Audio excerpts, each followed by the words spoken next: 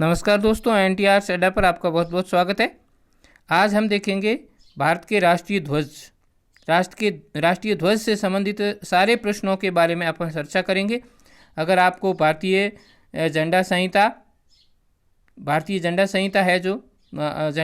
है इसके बारे में 2002 मतलब झंडे ए से संबंधित कौन कौन से नियम हैं, अगर आप कैसा क्या करोगे तो आपको सज़ा हो सकती है, किस प्रकार से झंडा फहराया जाता है, उल्टा झंडा फहराने पर क्या होगा, ये सारी संहिता है। उसकी एक PDF है और आज के सेशन की पूरी की PDF है।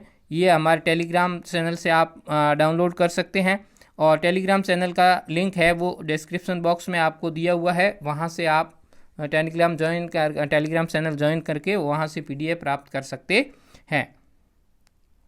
भारत के राष्ट्रीय ध्वज के चक्र में कितनी तीलियां हैं, तो आपको बताना है भारत के राष्ट्रीय ध्वज के चक्र में कितनी तीलियां हैं। 26, 30, 16, 24। तो कितनी है, वो है 24 तीलियां हैं भारत के राष्ट्रीय ध्वज के चक्र में। और यहाँ इसके बाद में ध्वज के बारे में थोड़ा सा देख लेते हैं अपन। ध्वज में सबसे ऊपर है वो कलर कौन सा है, केसरिया। तो केसरिया किसका प्रतीक है, साहस और वीरता का प्रतीक है। बीच वाली पट्टी है वो क्या है, व्हाइट पट्टी है। और ये किसकी प्रतीक है, ये सफ़ेद रंग की है और ये शांति और सत्य की प्रतीक है। और लास्ट वाली सबसे नीचे वाली हरी पट्टी, ये खुशहाली और समृद्धि की प्रतीक है। इसके अंदर जो अशोक चक्र है ये किसका प्रतीक है, अशोक चक्र है वो क्या है, वो जीवन गतिशील है और इसमें रुकने का अर्थ है वो मृत्यु है। मतलब आपको क्या ये चक्र है वो क्या आपको संदेश दे रहा है, ये संदेश दे रहा है कि हमें 24 घंटे इसी तरह से चलते रहना है। तो ये इसके अलावा भी इस चक्र के बारे में ये बताया जाता है कि माना जाता है कि ये 24 मनुष्य के 24 गुणों तथा दिन के 24 घंटों को प्रतीक के रूप में माना जाता है इस चक्र को। और भारत के राष्ट्रीय ध्वज का नाम है वो तिरंगा है, ट्राई कलर जिसको अपन इंग्लिश में कहते हैं। और भारत के राष्ट्रीय ध्वज का लंबाई और चौड़ाई का अनुपात है वो क्या है, 3:2 है। और अगर आपके यहाँ परीक्षा में प्रश्न चौड़ाई और लंबाई का अनुपात आ जाता है तो ये उल्टा हो जाएगा, 2:3 हो जाएगा। और भारत के ध्वज का रंग है वो चक्र का रंग कैसा होता है, भारत का जो राष्ट्रीय ध्वज के अंदर जो अशोक चक्र है ना उसका रंग कैसा होता है ये आपको बताना है। तो इसका रंग कैसा होता है, इसका रंग होता है नेवी ब्लू। और जिसको हरा नीला नहीं है, ये गहरा नीला है। हरा नीला नहीं है, गहरा नीला होता है। इसका कलर कैसा होता है, गहरा नीला। और राष्ट्रीय ध्वज में बने चक्र को कहाँ से लिया गया है, ये सारनाथ स्तंभ से लिया गया है। मध्य प्रदेश के सारनाथ स्तंभ से लिया गया है। और भारत के राष्ट्रीय ध्वज में 3 समान पट्टियां होती है, तीनों ही समान अनुपात में पट्टियां होती है। ऊपर से केसरिया, सफ़ेद और हरी पट्टी लास्ट वाली तीनों ही अनुपात में समान होती है। और बीच वाली पट्टी के अंदर अशोक चक्र होता है। और भारत के राष्ट्रीय ध्वज का डिज़ाइन है वो किसने तैयार किया था, वो डिज़ाइन तैयार किया था भारत के राष्ट्रीय ध्वज का पिंगली वेंकैया ने। पिंगली वेंकैया ने भारत के राष्ट्रीय ध्वज का डिज़ाइन तैयार किया था। और संविधान सभा में झंडा समिति के अध्यक्ष, तो झंडा समिति के अध्यक्ष कौन थे भाई संविधान सभा। अब ये आपको याद रखना है, ये प्रश्न आता है, कई बार आता है। तो झंडा समिति के अध्यक्ष थे वो डॉक्टर राजेंद्र प्रसाद थे। झंडा समिति के अध्यक्ष थे वो डॉक्टर राजेंद्र प्रसाद थे। और 22 जुलाई 1947 को वो संविधान सभा की बैठक में वर्तमान झंडे को, जो अपना वर्तमान जो तिरंगा है, इसको स्वीकार कर लिया गया कि ये भारत का राष्ट्रीय ध्वज होगा।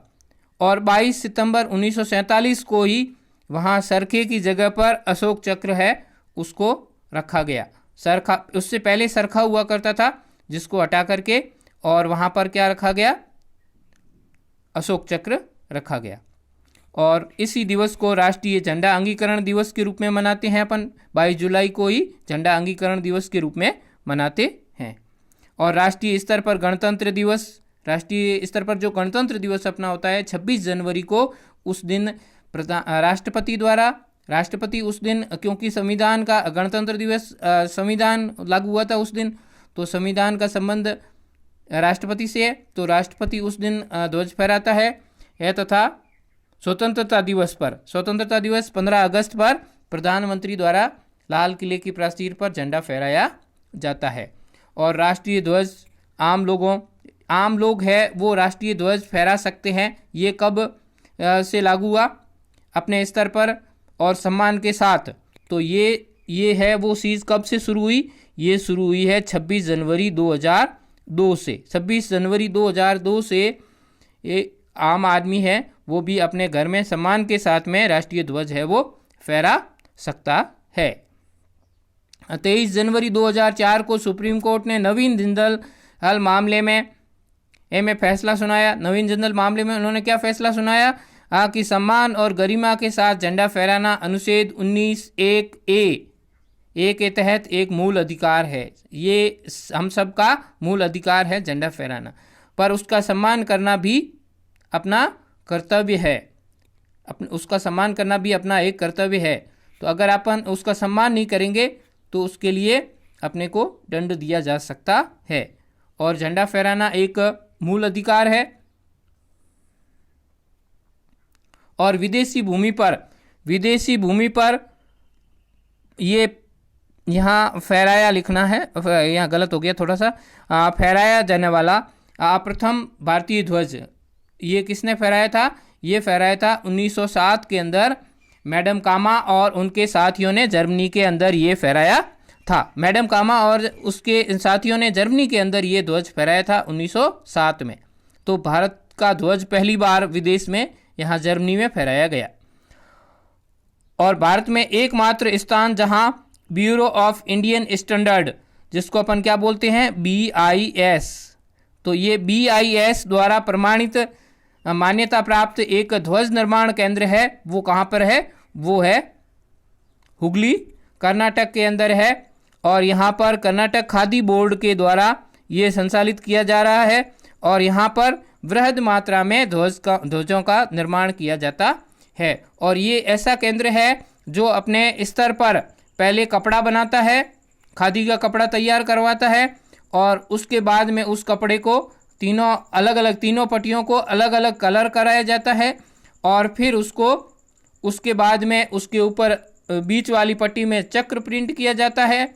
और सबसे लास्ट में उनको सील करके 3:2 के अंदर राष्ट्रीय ध्वज बनाया जाता है। और उसको ये मान्यता प्राप्त एकदम सही एक्यूरेसी वाला ध्वज होता है। और आज का प्रश्न अपन देख लेते हैं। इस सेशन से संबंधित एक प्रश्न है, वो उसको देख लेते हैं। भारतीय राष्ट्रीय ध्वज से संबंधित निम्नलिखित में से कौन सा कथन असत्य है? तो असत्य कथन कौन सा है ये आपको बताना है। तिरंगा फहराना हर भारतीय का मूल अधिकार है। और भारतीय ध्वज में सरखे की जगह अशोक चक्र 1942 में अस्तित्व में आया।